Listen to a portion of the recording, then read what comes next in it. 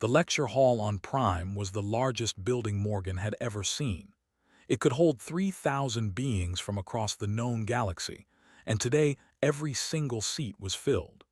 She stood backstage, watching through a small gap in the curtain as aliens of every shape and size took their places. Some of them floated in special gravity pods. Others sat in pools of liquid that their species needed to survive. A few hung from the ceiling on webs of sticky thread. Had grown up on a world where everything wanted to kill her, but she had never seen anything quite like this. A hand touched her shoulder, and she turned to find Ambassador Al standing beside her. It was made of something that looked like living crystal, and his body glowed with soft blue light when he spoke. "Are you ready, Lieutenant Commander?" he asked. Took a deep breath, "As ready as I'll ever be." "They are curious about your people," Al said. "Many of them have heard stories about humans, but few have met one in person. You will be the first human most of them have ever seen." "No pressure then," said with a small smile. Al's crystal form flickered in what had learned was the equivalent of a laugh. "I have read your file, Human Morgan. You have faced far worse than a room full of diplomats." That was true enough. Thought about her childhood on New Providence, the colony world that everyone else called. She thought about the creatures that hunted in the dark, the plants that could kill with a single touch, the air itself that would poison anyone who breathed it without protection. She had survived all of that. She could survive a speech. "Let's do this," she said. Al nodded and walked out onto the stage. Watched as he approached the central podium, his crystal body catching the light from 1,000 different sources. The hall fell silent as he began to speak. "Honored colleagues," Al said, his voice carrying through the translator system that allowed every being in the room to understand him. "Thank you for joining us today. As many of you know, the Galactic Council has been discussing whether to extend formal diplomatic relations to the species known as humans.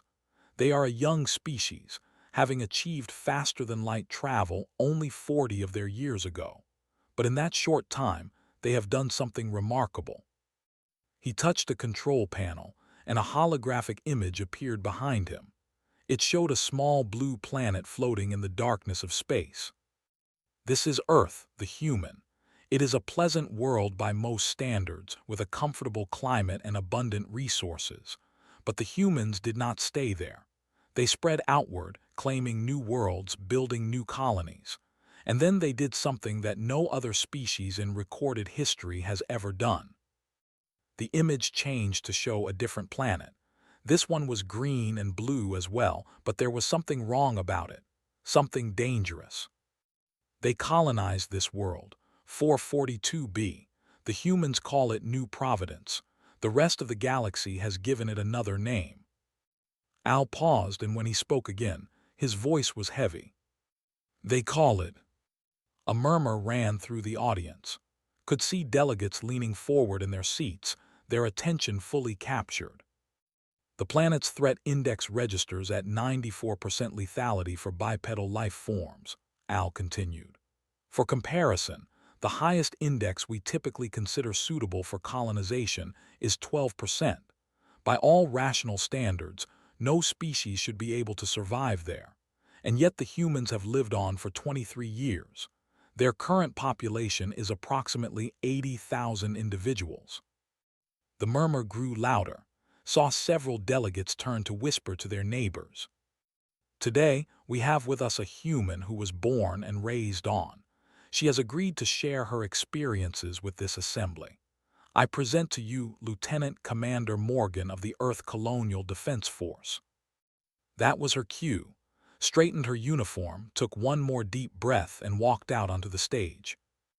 The silence that fell over the hall was almost physical. 3,000 alien beings watched as she made her way to the podium. Could feel their eyes on her, studying her, trying to understand what kind of creature could survive on a world that killed everything else. She reached the podium and looked out at the sea of strange faces. For a moment, she felt very small and very alone. Then she remembered her mother's voice, steady and calm, teaching her how to face down predators. "Don't show fear," her mother had said. "They can smell it. Stand tall, look them in the eye, and make them believe that you're the most dangerous thing in the room." Stood tall. "Thank you, Ambassador Al," she said. "And thank you all for having me. I understand you want to know about New Providence, about why we stayed, about what it's like to grow up on a world that's actively trying to kill you every single day." She paused, letting her eyes sweep across the audience. "It's simple, really.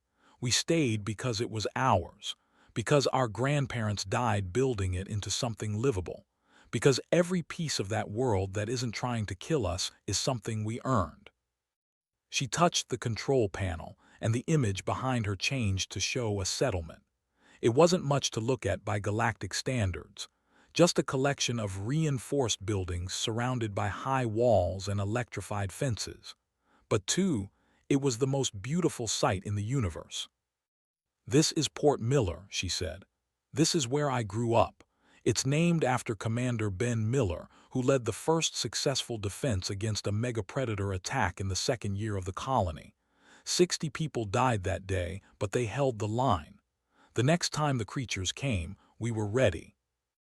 The images shifted, showing the settlement at different stages of development, narrated as they played, explaining how the colonists had learned to survive. Every child on New Providence learns to shoot by age 8. By 12, we can identify and deal with over 300 types of dangerous plants and animals. By 16, we take our turn defending the walls. She paused, and her voice softened slightly. "I made my first kill at 13. A juvenile razor cat had gotten through the western fence. It was heading toward the primary school. I saw it, I raised my rifle, and I did what I had been trained to do." The hall was completely silent. "I'm not telling you this to scare you," said. "I'm telling you this because I want you to understand something about humans, something important." She leaned forward slightly. "We don't give up. We don't run away. When the universe throws something at us that should kill us, we learn how to survive it, and then we learn how to thrive in spite of it." A delegate in the front row raised what might have been a hand, nodded at them. "Human Morgan," the delegate said. The translator identified them as a member of the species, the same as Ambassador Al. "You speak of survival and adaptation, but I must ask, at what cost? The psychological damage of living under constant threat of death must be significant. Do your people not suffer mental illness as a result?" It was a fair question, had expected it. "Yes, we have our share of trauma," she said. "Many people who work on the perimeter suffer from what we call post-traumatic stress. Some people find they cannot handle it and transfer to safer colonies. We don't judge them for that." She paused, and a slight smile crossed her face. "But I'll tell you something interesting. New Providence has the lowest rate of depression of any human colony, the lowest rate of suicide, the lowest rate of what we call existential crisis." The delegate tilted their crystalline head in confusion. "When every day is a fight for survival," explained, "you don't have much time to wonder what the point of living is. You're too busy living." Another delegate rose. This one was tall and covered in scales, with 4 arms and a face that found difficult to read. The translator identified them as a member of the Concordat. "Human Morgan," they said, "I must confess that your account fills me with unease.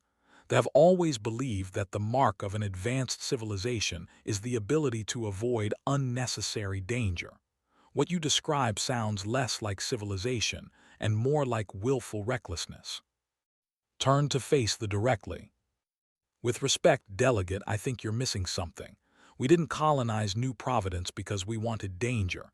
We colonized it because we needed a new home. Our species was outgrowing Earth. We needed room to expand. And yes, there were safer worlds we could have chosen, but those safer worlds were already claimed by other species. New Providence was the only option we had." She spread her hands. "So we took the world nobody else wanted. The world that everyone else said was impossible to settle, and we made it ours, not through recklessness but through determination, through cleverness, through the simple refusal to accept that anything is truly impossible. The delegates' scales rippled in what might have been skepticism. And yet you describe a society built around violence, they said, around the taking of life.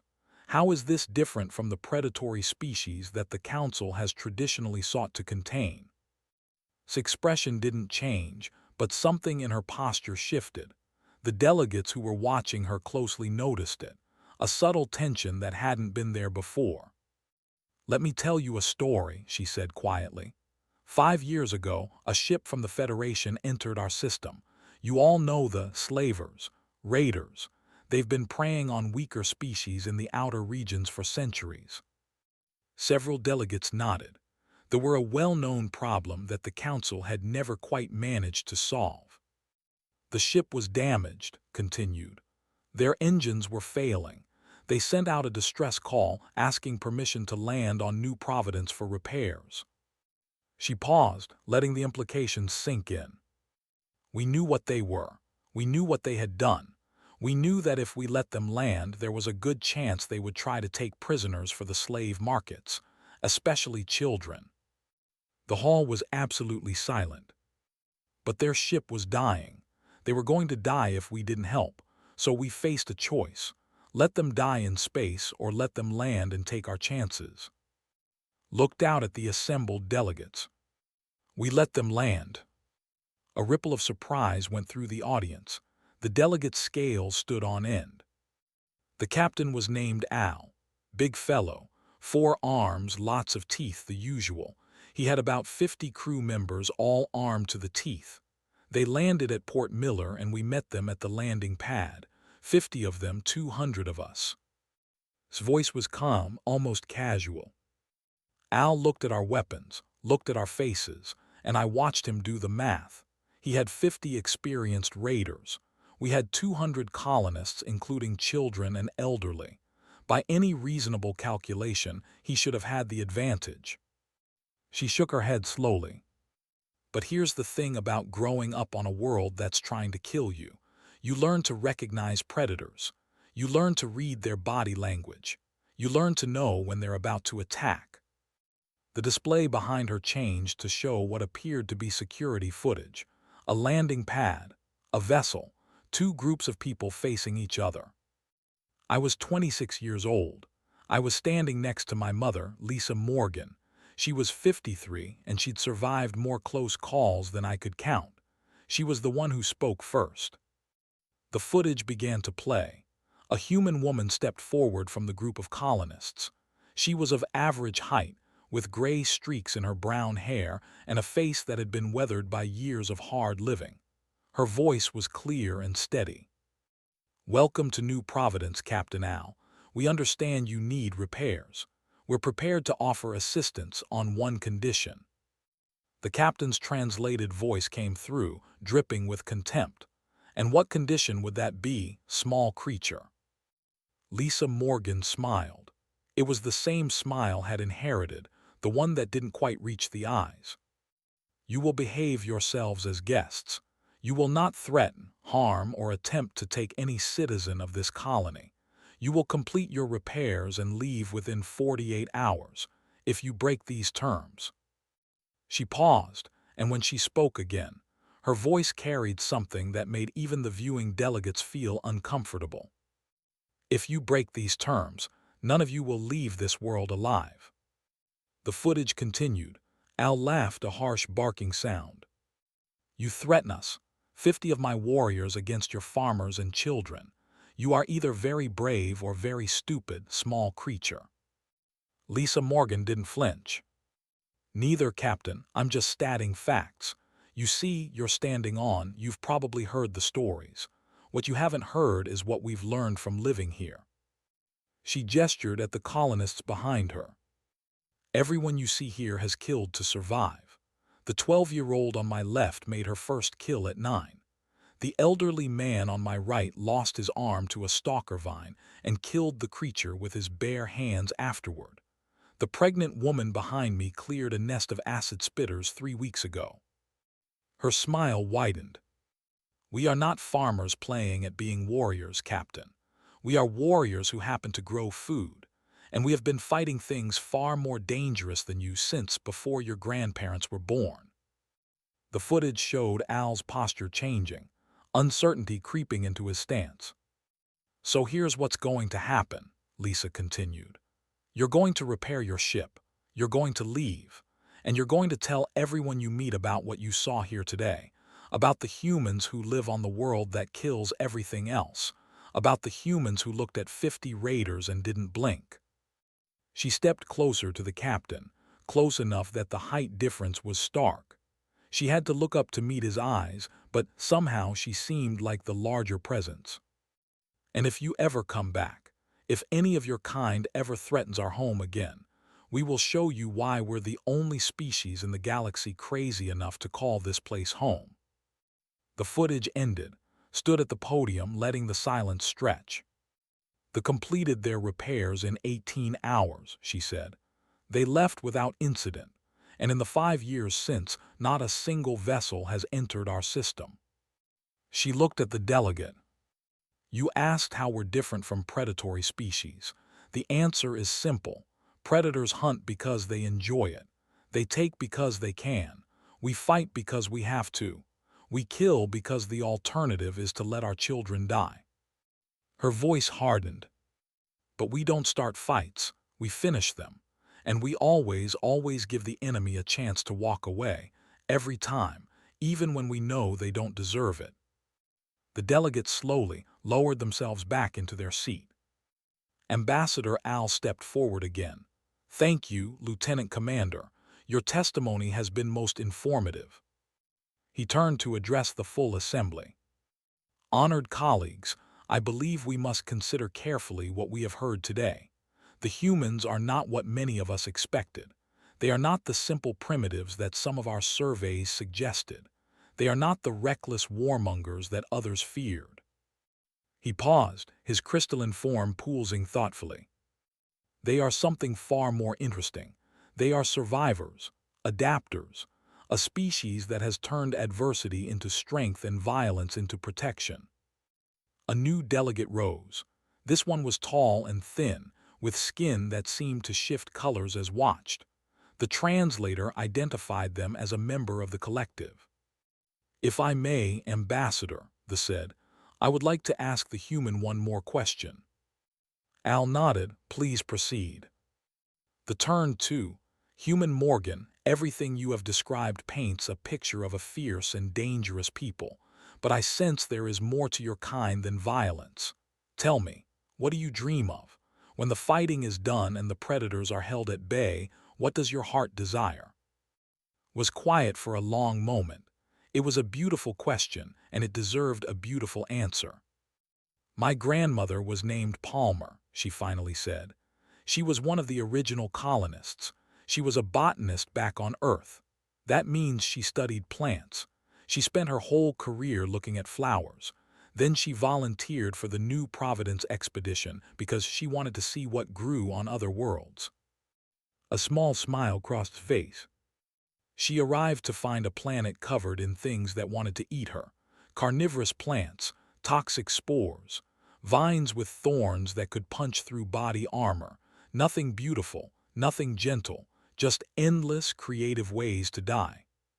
She turned back to face the assembly. But she didn't give up.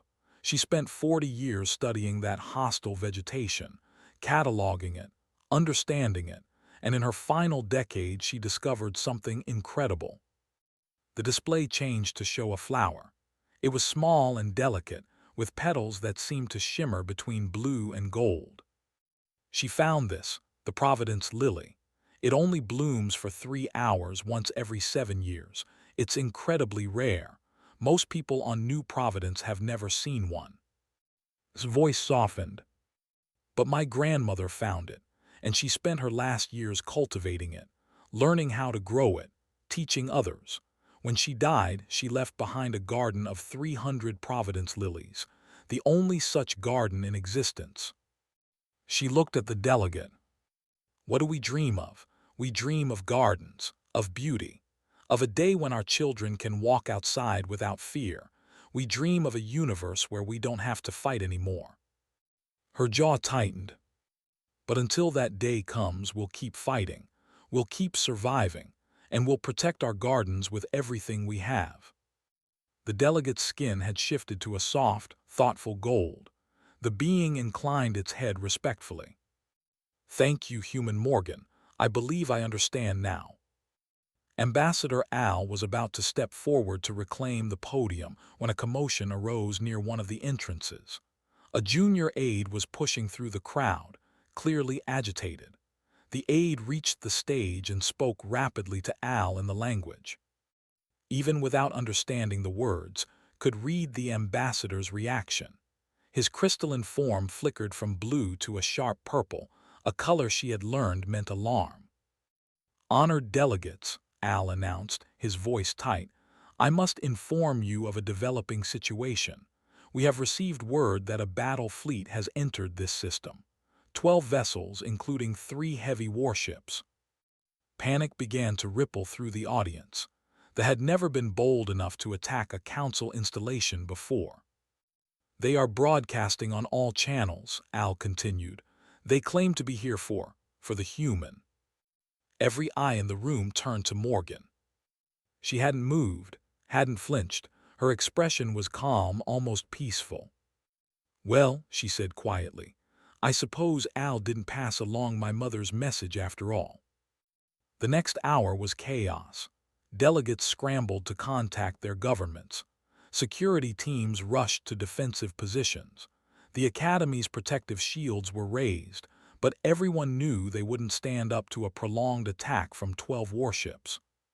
Stood at a window, watching the distant lights of the fleet grow brighter as they approached. Lieutenant Commander Morgan. She turned to find Ambassador Al beside her, his form pulsing with anxiety. The Council is holding an emergency meeting. Several delegates have suggested that perhaps it would be best if you gave yourself up to prevent further bloodshed. His expression didn't change. Is that what you think, Ambassador? Al was silent for a long moment. No, he finally said. No, I do not, but I felt you should know what is being discussed. I appreciate that. Turned back to the window. How long until they're within weapons range? Approximately 20 minutes. And the nearest human vessel? The USS Endeavour is 4 hours away.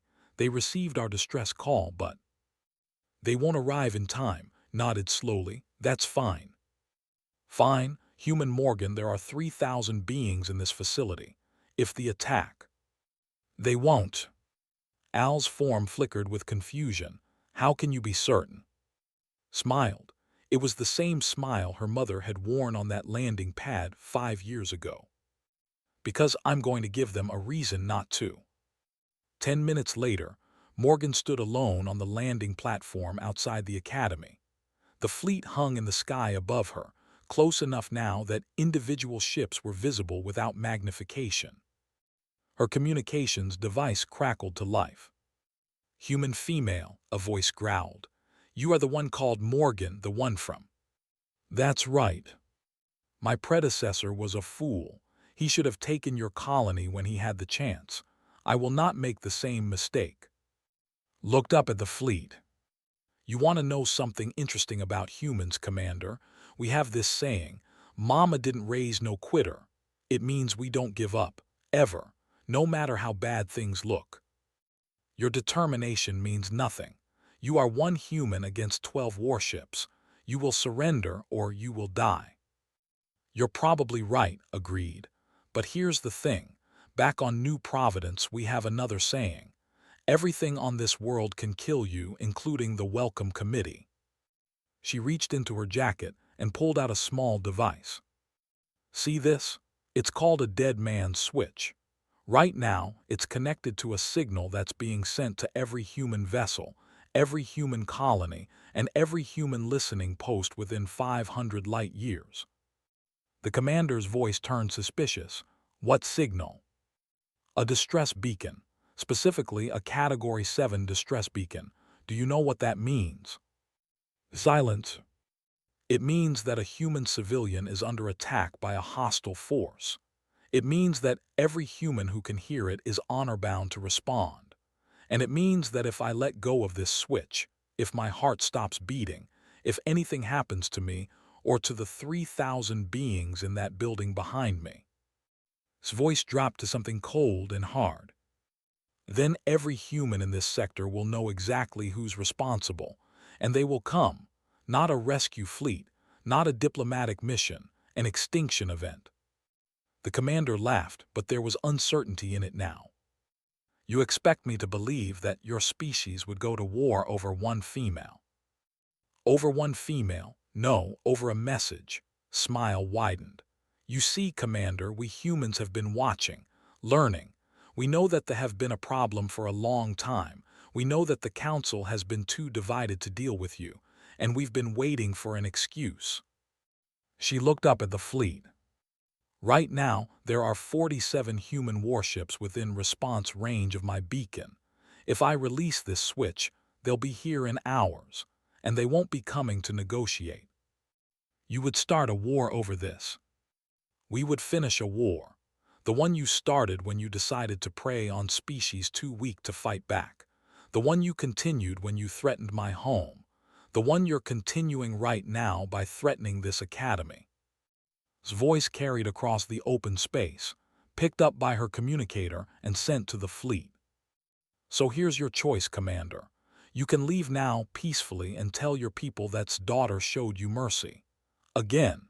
Or you can attack, and my people will show the galaxy exactly what happens when you threaten human civilians. The silence stretched for what felt like forever. Your bluff does not frighten me, the commander finally said. It's not a bluff, and if you don't believe me, you can wait 4 hours and ask the captain of the Endeavor yourself, Commander Jack. He grew up on New Providence too. His sister was killed by raiders when she was 12. Another long pause. He's not going to negotiate, added quietly. And neither will the other 46 captains who are already changing course to head this way. Every single one of them has lost someone to your kind. They've been waiting for this moment for a very, very long time. In the lecture hall, the delegates watched the confrontation on the main display. Ambassador Al stood at the front, his form pulsing with a complex mix of emotions. The delegate who had earlier criticized humanity's violent nature was staring at the screen with wide, unblinking eyes. She's not afraid, the whispered. She's facing 12 warships alone and she's not afraid. No, Al agreed quietly, she's not. The representative's skin had shifted to a deep, thoughtful purple. This is what she meant, the said. About finishing fights rather than starting them, about giving enemies a chance to walk away. She's giving them a choice, another delegate observed. Leave peacefully or face the consequences.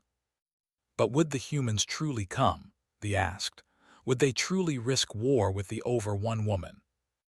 Al turned to look at the 3 months ago, a human freighter captain named Maria detected a scout ship attacking a colony vessel. She was alone, carrying no weapons worth mentioning.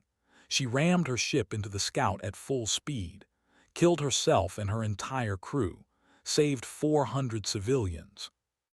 The representative's skin flickered with recognition. I remember, we gave her an award after she died. Do you know what her last message was? Al asked. She said, tell my kids I didn't quit. That's all, just she didn't quit.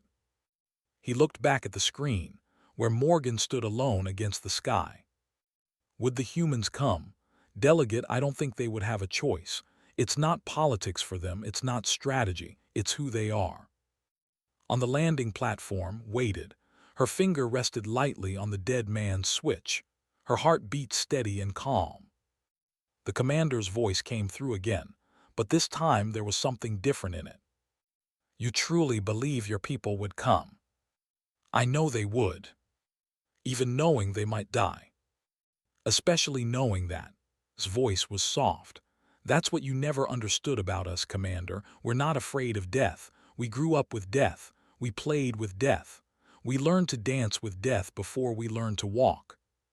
She looked up at the fleet.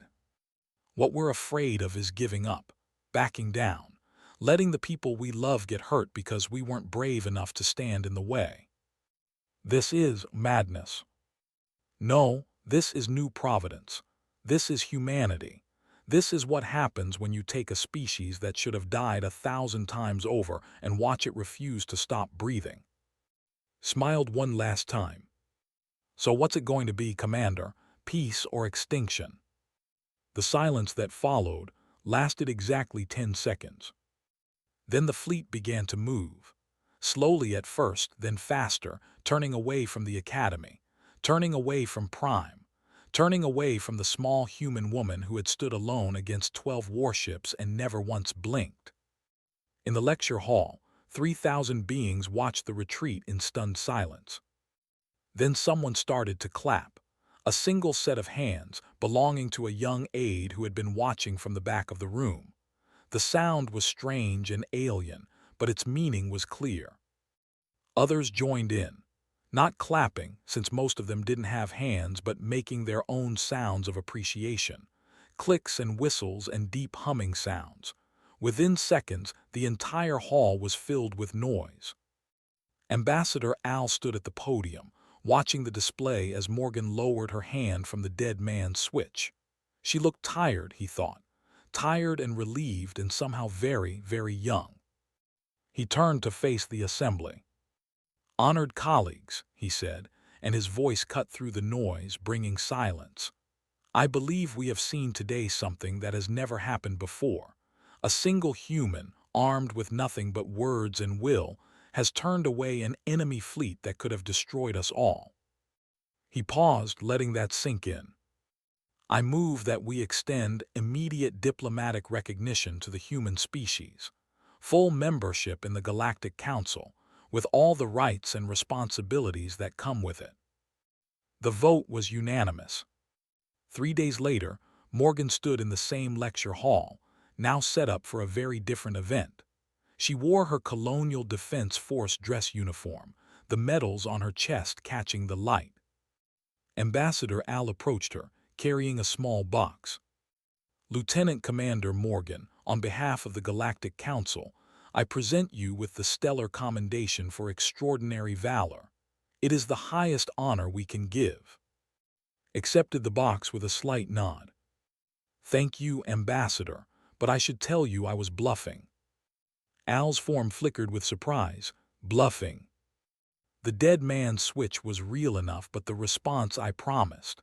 She shook her head. "There are 47 human ships in this sector, but most of them are cargo haulers and survey vessels. We might have had 8 combat-capable ships within response range. Maybe 10. The ambassador stared at her. "You stood alone against 12 warships, claiming reinforcements that didn't exist." "I stood alone against 12 warships claiming that my people would come if I called." Eyes met his. "And that part wasn't a bluff. 8 ships or 47, they would have come. They would have fought. And they would have made sure they remembered what it cost to threaten human civilians." She looked out at the assembled delegates, who were watching this exchange with intense interest. "That's the thing about us, Ambassador. We don't always win. We don't always have enough ships or enough soldiers or enough time, but we always show up, always fight, always refuse to quit." She smiled, and for a moment she looked exactly like her mother. "That's what it means to be from. That's what it means to be human." The ceremony continued, but's mind was already elsewhere. She was thinking about home, about the walls of Port Miller standing strong against the endless assault of a hostile world, about her mother still manning those walls, still teaching the next generation how to survive, about her grandmother's garden, where 300 Providence lilies bloomed once every 7 years, brief flashes of beauty in a world of death. She thought about the commander, retreating into the darkness of space with his tail between his legs. She wondered if he understood what had happened, if he realized that he hadn't been defeated by weapons or numbers, but by something far more dangerous. by a species that had learned to look death in the eye and smile, by a species that refused to quit, by humans. The applause finally died down and found herself surrounded by delegates eager to speak with her. They asked questions about Earth, about New Providence, about human culture and history and dreams. She answered as best she could, trying to paint a picture of her people that was honest but not frightening. It was hard. Humans were frightening when you got right down to it. They were soft and weak and short-lived compared to most species in the galaxy. They died easily. They broke easily. And yet they kept coming, kept fighting, kept building and growing and spreading across the stars. "You intrigue me, Human Morgan," the representative said during a brief lull in the crowd. "Your grandmother spent 40 years searching for beauty on a world of death. Your mother spent her life defending a colony that most would have abandoned, and you stood alone against a fleet, armed with nothing but words." The skin shifted to a curious silver. "What drives you, what makes your species so persistent?" Thought about it for a long moment. "I don't know if I can explain it properly," she finally said.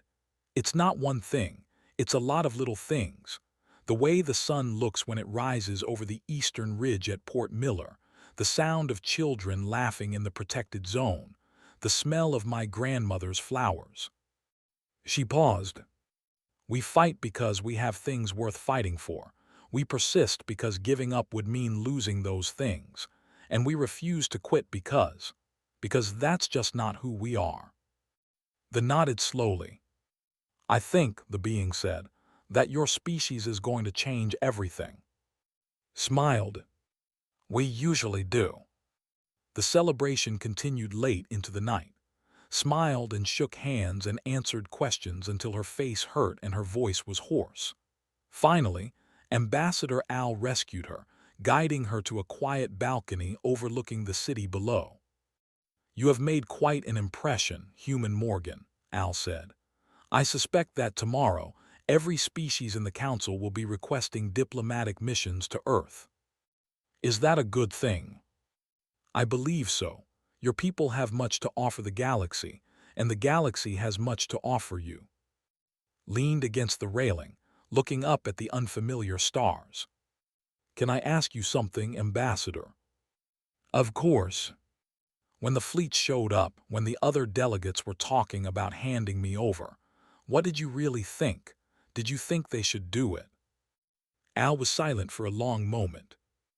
"I thought," he finally said, "that if they did, they would regret it. Not because of what the humans might do in revenge, but because of what it would mean about us, about the Council, about everything we claim to stand for." He turned to face her, his crystalline form glowing softly in the starlight. "We have always told ourselves that we are civilized, that we have moved beyond the barbarism of our ancestors, that we value life and freedom and dignity above all else." His voice dropped. "But when the moment came, when we were tested, many of my colleagues were ready to sacrifice an innocent woman to save themselves. They were ready to prove that all our fine words meant nothing." Nodded slowly. "But they didn't. In the end, they didn't hand me over." "No, they didn't. Because they saw something in you that reminded them of what they were supposed to be, of what we all were supposed to be." He made a sound that the translator rendered as a sigh. "You humans are strange creatures, Morgan. You are violent and dangerous and unpredictable. You colonize worlds that should kill you and refuse to die when all reason says you should. You stand alone against impossible odds and somehow survive." He reached out and touched her shoulder with a crystalline hand. The gesture was awkward, clearly unfamiliar to him, but the intent behind it was clear. "But perhaps that is exactly what the galaxy needs right now. Someone to remind us that there are things worth fighting for. Someone to show us that the darkness can be pushed back, one stubborn step at a time." Smiled. "We try, Ambassador, we try." They stood in silence for a while, watching the stars wheel overhead. Somewhere out there knew they were plotting their next move. Somewhere out there, new threats were gathering. The galaxy was a dangerous place, full of things that wanted to kill you. But that was okay. Had grown up on, she knew how to handle dangerous. I should get some sleep, she finally said. Long day tomorrow. Indeed, the council has scheduled a formal vote on human membership. I expect it will be interesting. Laughed, that's one word for it. She turned to go, then paused. Ambassador, thank you for not handing me over. Al's form pulsed with warm light. Thank you, Human Morgan, for reminding us who we're supposed to be. Nodded and walked away, leaving the ambassador alone with the stars. The next morning came too soon. Barely had time to shower and change before she was swept up in a whirlwind of meetings, interviews, and diplomatic functions. The news of what had happened had spread across the galaxy overnight, and everyone wanted to talk to the human who had faced down a fleet. She handled it as best she could, drawing on years of training and experience. She smiled when she needed to smile, spoke firmly when she needed to speak firmly, and never, ever showed weakness. That was the first rule of never show weakness. By midday, she was exhausted. She found a quiet corner in one of the academy's many gardens and sat down on a bench, closing her eyes and letting the artificial sunlight warm her face. Mind if I join you? She opened her eyes to find the representative standing nearby. The being's skin was a soft, peaceful blue. Please, said, gesturing to the empty space beside her. They sat down, their movements graceful and fluid. I wanted to thank you, they said, for what you did yesterday, for what your people did 3 months ago. Remembered, the freighter captain who had rammed her ship into a scout to save 400 civilians. Maria was a good person, said. She did what any of us would have done. That's just it, they said. I'm not sure any of us would have done it. Not the. We would have calculated the odds, assessed the risks, and made the rational decision to save ourselves. The being's skin shifted to a thoughtful purple. But your Maria didn't calculate, didn't assess. She saw people in danger and she acted, without hesitation, without regard for her own life. Nodded slowly. That's how we're raised. On New Providence, you learn early that hesitation gets people killed. If you see a threat, you deal with it. If you see someone in danger, you help them. You don't think about it. You just do it. Even if it means dying. Especially if it means dying. His voice was soft. We've all lost people, you know. Everyone has lost someone, a parent, a child, a friend. You can't live there without losing someone. She looked up at the artificial sky. But that's okay, because we know that when it's our turn, when the predator comes for us, someone will stand up and fight. Someone will protect the children. Someone will hold the line. She smiled. That's the deal we make with each other. That's what it means to be human. You live as hard as you can for as long as you can, and when your time comes, you make sure your death means something. There was silent for a long moment. I think, the being finally said, that I would very much like to visit your world someday. Laughed, it's not for the faint of heart, I'll warn you. Perhaps not, but I suspect it is the kind of place where one could learn important things, about courage, about sacrifice, about what it truly means to be alive. Maybe, agreed. Or maybe it's just a death trap full of things that want to eat you, hard to tell some days. The skin shifted to amused gold. I like you, Human Morgan. You are honest in a way that most diplomats are not. Diplomacy was never my strong suit. I'm a soldier. I shoot things and protect people. That's pretty much all I'm good at. I suspect you underestimate yourself. The rose gracefully. But I have taken enough of your time. I hope we will speak again before you leave. I'd like that. The walked away, leaving alone with her thoughts. She sat in the garden for a while longer, enjoying the peace and quiet. It was strange, being somewhere that nothing was trying to kill her. Strange and wonderful and a little bit unsettling. She missed home. The thought surprised her.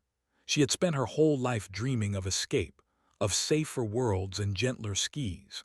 But now that she was here, surrounded by comfort and safety, all she could think about was the walls of Port Miller and the sound of the perimeter alarms and the feel of a rifle in her hands.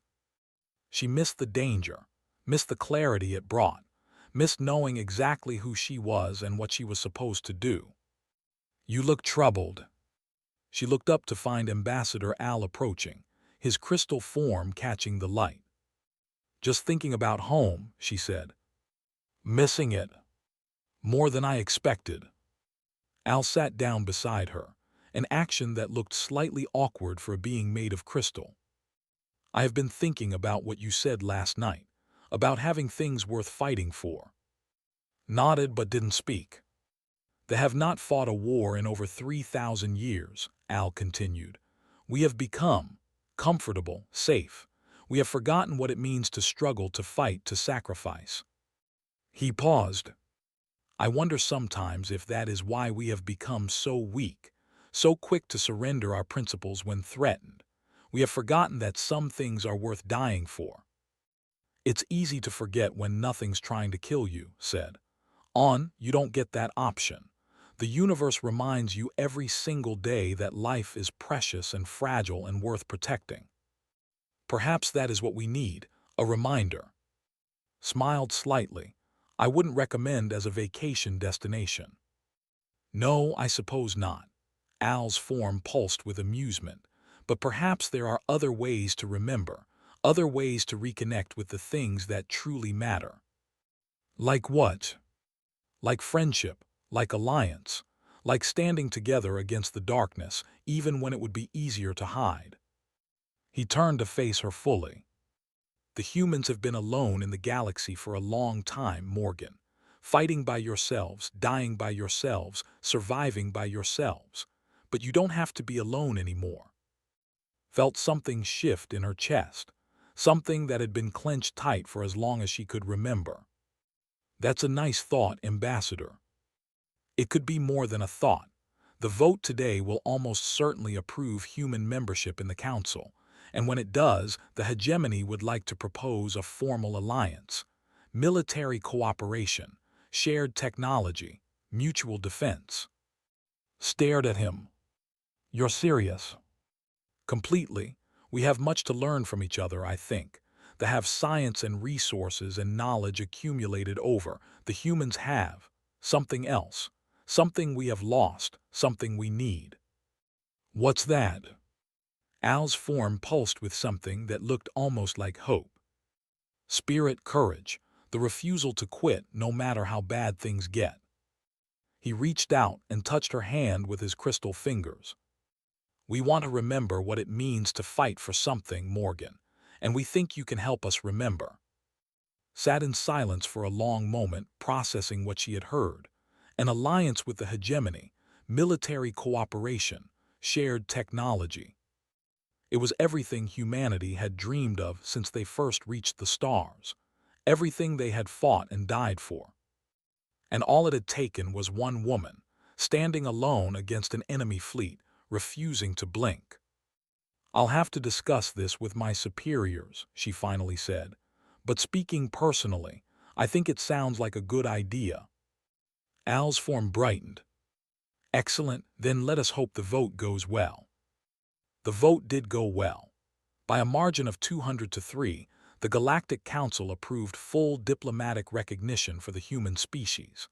The announcement was met with cheers and applause from the assembled delegates, many of whom had spent the last 3 days learning everything they could about humanity's strange, violent, beautiful culture. Stood at the back of the hall, watching the celebration with mixed emotions. She was happy, of course. This was a victory for her people, a recognition of everything they had achieved and sacrificed. But she was also tired. Tired of speeches and ceremonies and diplomatic functions. Tired of being the face of humanity when all she wanted to be was a soldier. She slipped out of the hall and made her way to the landing platform where she had stood 3 days ago, facing down the fleet. The platform was empty now, quiet and peaceful in the afternoon light. She stood at the edge and looked up at the sky. Somewhere out there they were regrouping. Somewhere out there, new threats were emerging. The galaxy was a dangerous place, and it was only going to get more dangerous. But humanity wasn't alone anymore. They had allies now. Friends. People who believed in them, who trusted them, who wanted to stand beside them against the darkness. It wasn't much in the grand scheme of things, but it was a start. Morgan, daughter of, took a deep breath and smiled. The universe had thrown everything it had at her species, and they had refused to die. They had colonized worlds that should have killed them. They had faced enemies that should have destroyed them. They had survived and adapted and grown stronger. And now they were going to show the galaxy what that meant. "Hey, Maiden," a voice said behind her. She turned to find a young aide standing nearby, holding a communications device. "There's a call for you from New Providence, someone named Lisa Morgan." His heart leaped, her mother. "I'll take it," she said, reaching for the device. The aide handed it over and walked away, leaving alone with the familiar voice that crackled through the speaker. "Is that you?" "Hey, Mom. I heard what happened. The whole colony heard. They're saying you faced down a fleet single-handed." "Something like that." "I'm proud of you, honey. Your father would have been proud too." Felt tears prick at her eyes. Her father had died when she was 12, killed by a stalker vine that had gotten through the eastern fence. She still remembered his face, calm and steady even at the end, telling her to run, to get to safety, to survive. "Thanks, Mom. So what happens now? Are you coming home?" Looked up at the sky, at the unfamiliar stars that would soon become familiar. "Not yet, there's work to do here, important work, but soon, I promise." "Good, the garden is blooming early this year. Your grandmother's lilies. They're beautiful, I wish you could see them." "I will soon, I promise." They talked for a while longer about home and family and all the little things that mattered. Felt the tension drain out of her as she listened to her mother's voice, that steady, calm presence that had guided her through so many dangers. Finally the call ended and was alone again. She stood on the landing platform, looking up at the stars. The universe was vast and dark and full of things that wanted to kill her, but that was okay. She had grown up on, she knew how to handle dangerous. And now she had something she had never had before. Hope. Morgan, Lieutenant Commander of the Earth Colonial Defense Force, daughter of, Hero of Prime, took one last look at the stars. Then she turned and walked back inside, ready to face whatever came next.